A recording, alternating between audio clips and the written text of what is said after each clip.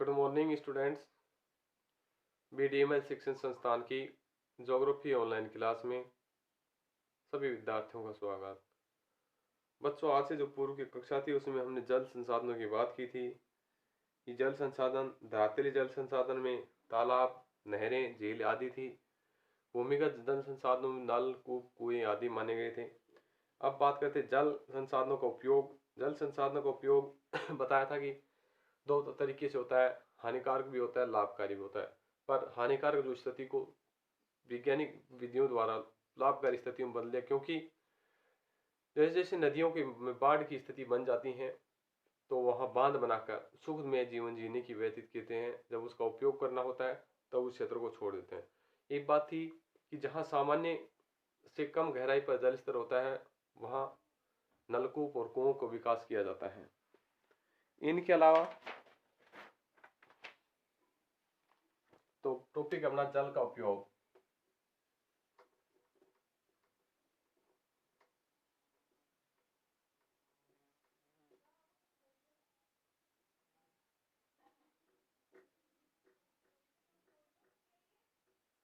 जल का काफी उपयोग माना गया है क्योंकि लोगों का जो जीवन है जल के बगैर निरर्थक है। जल ही एक ऐसा संसाधन है कि उसके साथ साथ हम जी सकते हैं। कुओं द्वारा सिंचाई की जाने लगी। गंगा के घाटी मैदानी मध्यवर्ती भागों में सबसे अधिक सिंचाई की जाने लगी कुओं से। कुओं के द्वारा उपलब्ध जल में उपयोग खनिज नहीं होने के कारण यहाँ पर उर्वरक, कीटनाशक दवाइयाँ, खाद, उर्वरक डाले जाते हैं ताकि उर्वरक क्षमता बनी रहे। दादर नागर हवेली संपूर्ण जो क्षेत्र है वहाँ कुओं द्वारा सिंचाई की जाती है। तालाबों द्वारा सबसे अधिक सिंचाई दक्षिणी भारत में की जाती है। इसके अलावा तालाब की सिंचाई तमिलनाडु सर्वाधिक होती है और नहरों द्वारा सिंचाई सबसे अधिक उत्तर प्रदेश में होती है। इसके बजाय पंजाब, हरियाणा, तमिलनाडु, राजस्थान और बिहार राज्य में भी सिंचाई के साधन उपलब्ध हैं। तो जल का उपयोग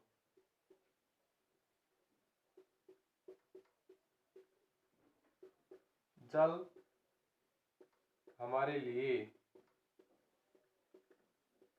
हानिकारक एवं लाभदायक होता है। हानिकारक की स्थिति में बाढ़ आने पर होता है। वैज्ञानिक विधियों द्वारा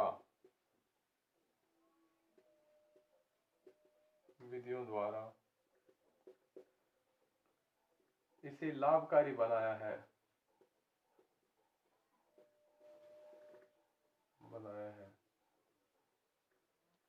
क्योंकि नहरों या नदियों पर बांध बनाकर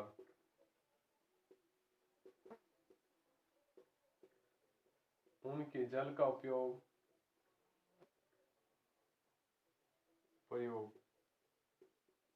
सिंचाई,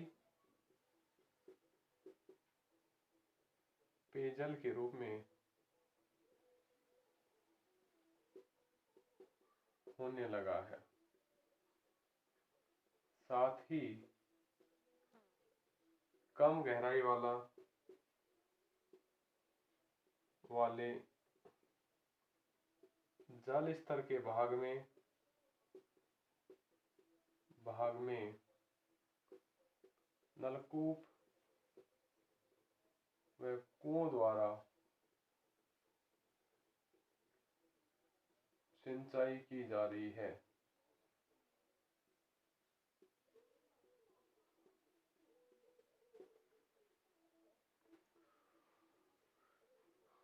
कुओं द्वारा गंगा घाटी के मध्यवर्ती भागों में सबसे अधिक सिंचाई होती है।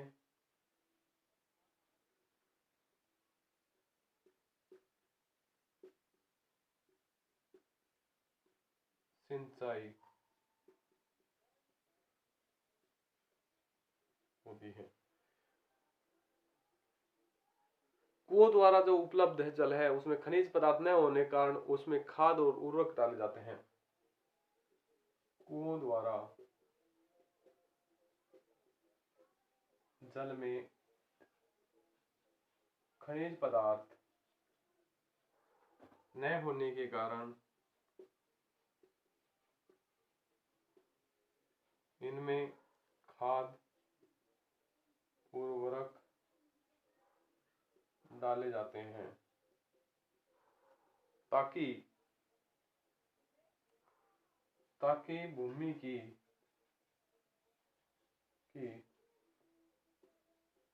उर्वरकता बनी रहे। इसके अलावा यहाँ पर कुओं और नलकूपों और तालाबों द्वारा सिंचाई किन क्षेत्रों में अधिक होती है, इसके बारे में भी हम अध्ययन करेंगे।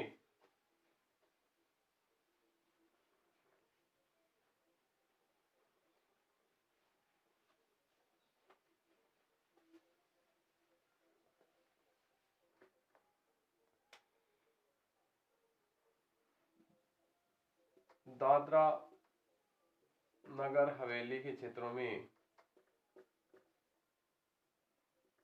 भागों में संपूर्ण भूमि पर कुओं द्वारा सिंचाई होती है। भागों में कुओं द्वारा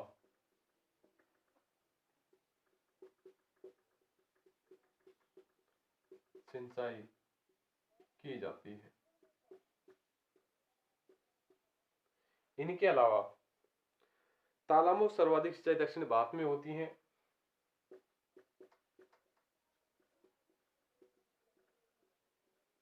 सिंचाई सर्वाधिक दक्षिण भारत में होती है।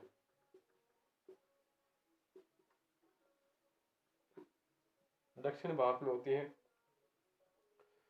भारत में तालाब द्वारा सिंचित क्षेत्र सर्वाधिक तमिलनाडु में है। तालाबों द्वारा सर्वाधिक सिंचित भाग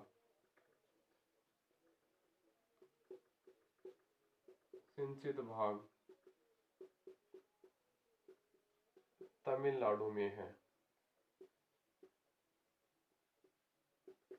क्योंकि जो तमिलनाडु क्षेत्र है वहां तालाब द्वारा सर्वाधिक सिंचाई होती है।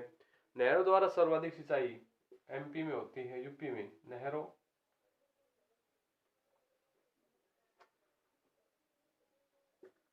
नहरों द्वारा सर्वाधिक सिंचाई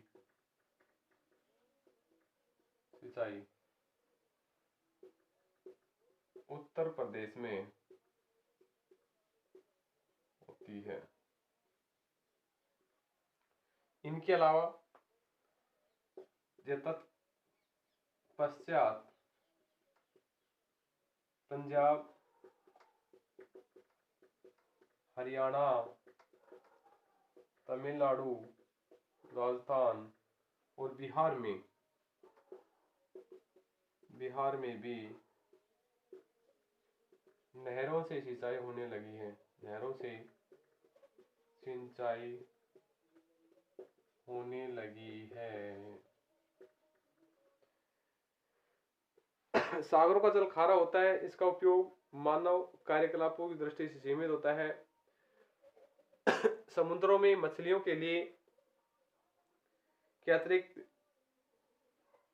क्रस्टोशियन, मोल्स्क व सामुद्रिक पौधे प्रदान करता है। तो सागरों का जल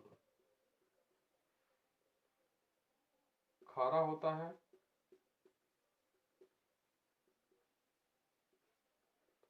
अतः इसका उपयोग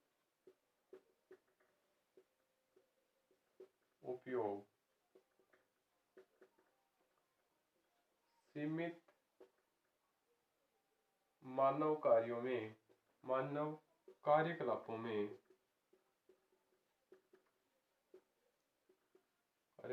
होता है।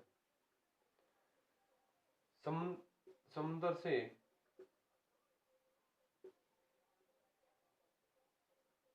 समुद्र से मनुष्य को मछलियों के लिए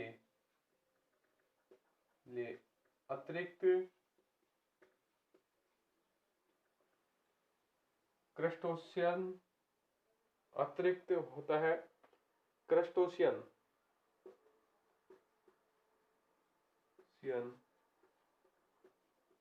मोल्स्क व सामुद्रिक पौधे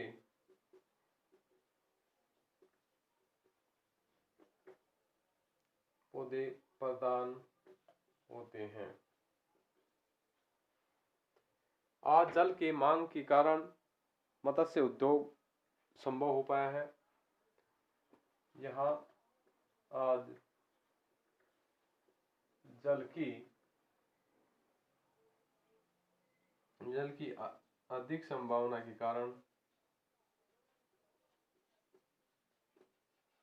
कारण ही मत्स्य पालन संभव हो पाया है।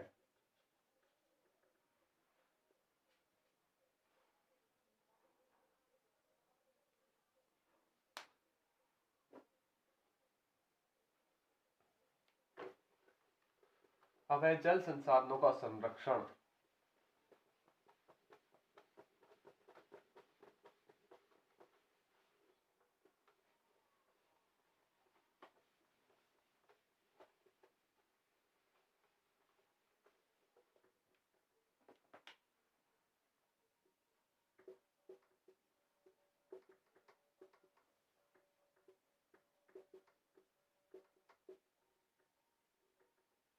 जल संसाधन संरक्षण पहली है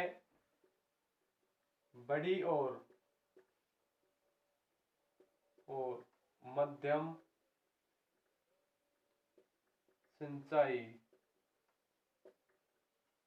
परियोजना।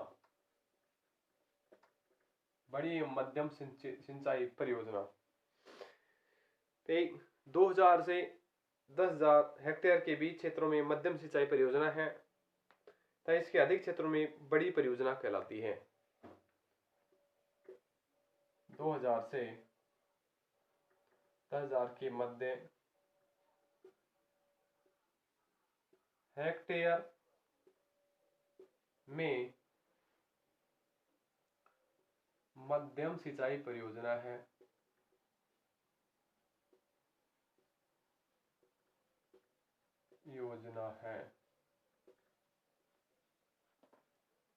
इससे अधिक भाग में होने पर यह बड़ी सिंचाई परियोजना में शामिल होता है।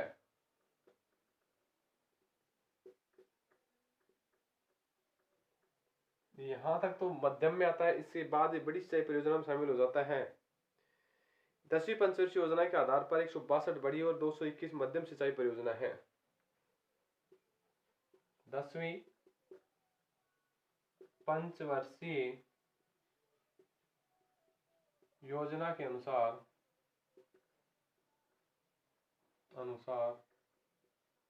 162 बड़ी एवं 221 मध्यम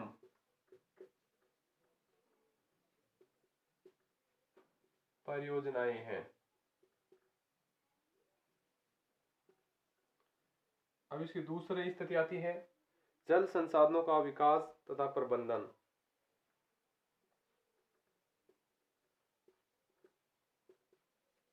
जल संसाधनों का विकास तथा प्रबंधन। भारत जैसे उष्णकटिबंधीय क्षेत्रों में जल संसाधनों के विकास और प्रबंधन का विशेष महत्व है। भारत में कृषि मुख्य रूप से जल संसाधनों की आधारभूत स्थिति रेखा मानी गई है। वर्षाकालीन स्थानीय वितरण विविधता, उच्च तापमान, जल संसाधनों का महत्व और भी अधिक बढ़ रहा है। तो भारत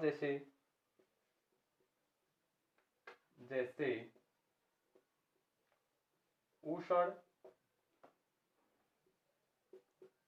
कटिबंधीय देशों में जल संसाधनों का विकास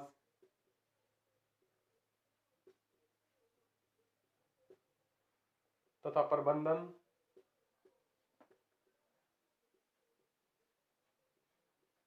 का विशेष महत्व है।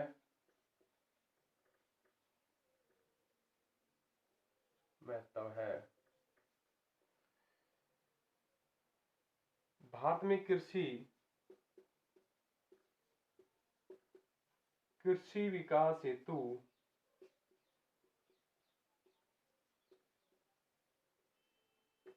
जल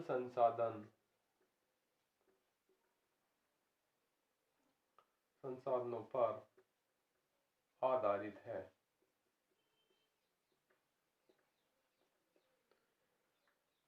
वर्षाकालीन स्थानीय विविधता कालिक या स्थानीय विविधता के कारण उच्च तापमान होने के कारण यहाँ पर जल की बहुत आवश्यकता होती है।